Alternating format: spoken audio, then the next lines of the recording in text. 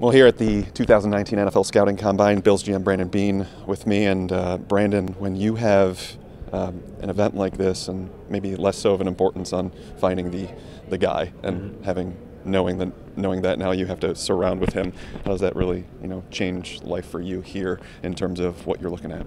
Yeah, I mean, different focus this year. Obviously, we were very focused on getting to see these quarterbacks and their measurements and getting to talk to the ones that we didn't talk to at the Senior Bowl, here, the underclassmen. So it is different, and we're looking to add, weapons and things like that for our offense, but we're also really focused on the defense too. We're not complacent that, we had a good year, but it doesn't mean we can't get better. Right. And you brought up in the press conference the whole idea of whether or not the number one receiver exists anymore. Yeah. I mean, whatever that be it as it may. But one thing that strikes me as interesting is the balance between, because the college game is obviously different with receivers and how they implement them into the NFL.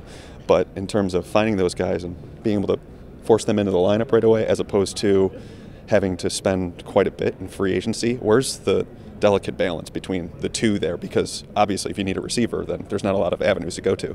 Yeah, I mean, what we've done is we've gone through and we've obviously set our draft board now.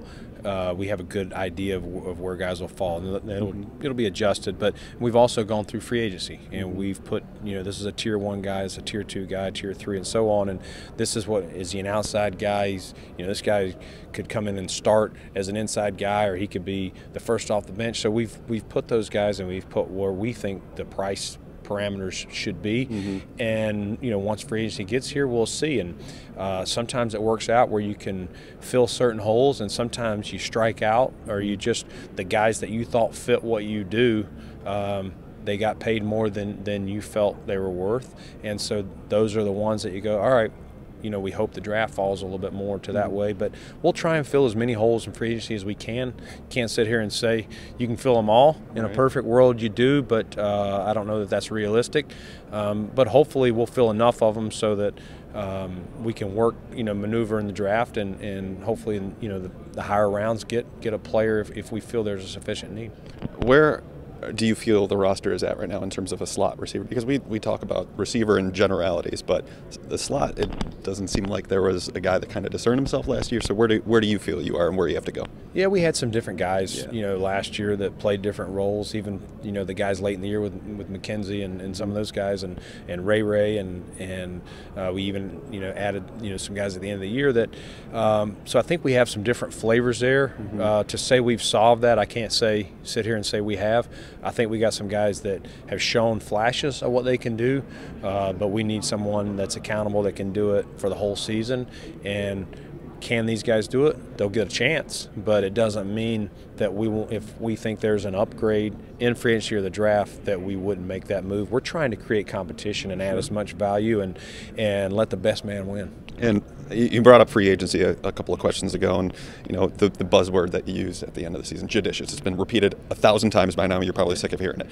But in terms of balancing judicious between the obvious dollars that have to be spent in free agency, like last year, you spent I think it was like $10 million a year on Start Latulele, but and that maybe in some people's eyes isn't judicious. So where is that line in being cost effective while still being in play?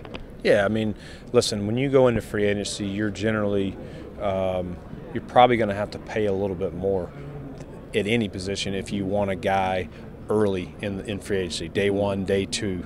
If you're wanting to get a guy exactly at his market and you're just looking for lower end guys, you can wait a week, 10 days, and when the market kind of settles down and get this guy, he thought he was getting a higher number or whatever, and get him. But if you're in free agency on the first couple of days, more times than not, but it's being aware of not getting too far.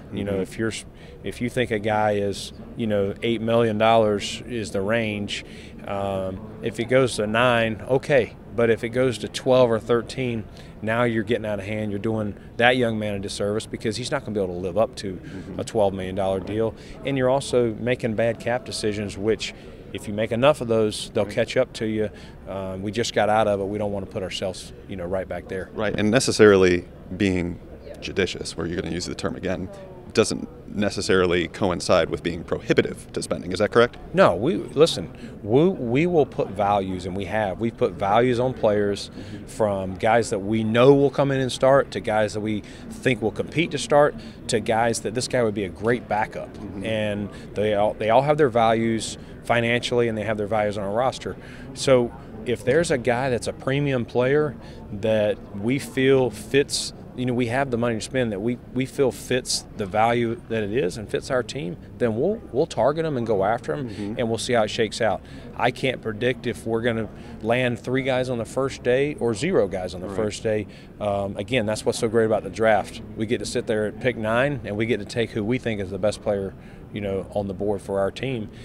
Free agency doesn't work that way, and all it takes is one team to go and spend X number of million more per year. Then you put the value on that guy, and if you don't believe the value there, you're going to be disappointed. This is something I've always kind of been interested in. I mean, how you structure the cap in terms of position, and do you have like a set amount that you would prefer to spend on a position, so that way kind of round out the cap that way, or does it just kind of ebb and flow? I think it ebb and flows. I mean, if you were building a team, if you just said, hey, I'm going to play fantasy football and I'm going to go, then there are premium positions, starting with the quarterback and, and pass rushers and things like that. But, you can look right at what's getting paid in this league. Quarterbacks make the most, pass rushers, and then probably guys that are protecting the quarterback, and so I think depending on what you've drafted and the model that's set, sometimes you may have a couple of young guys at a position that haven't hit free agency, so you can't say, well, I'm going to spend X number of million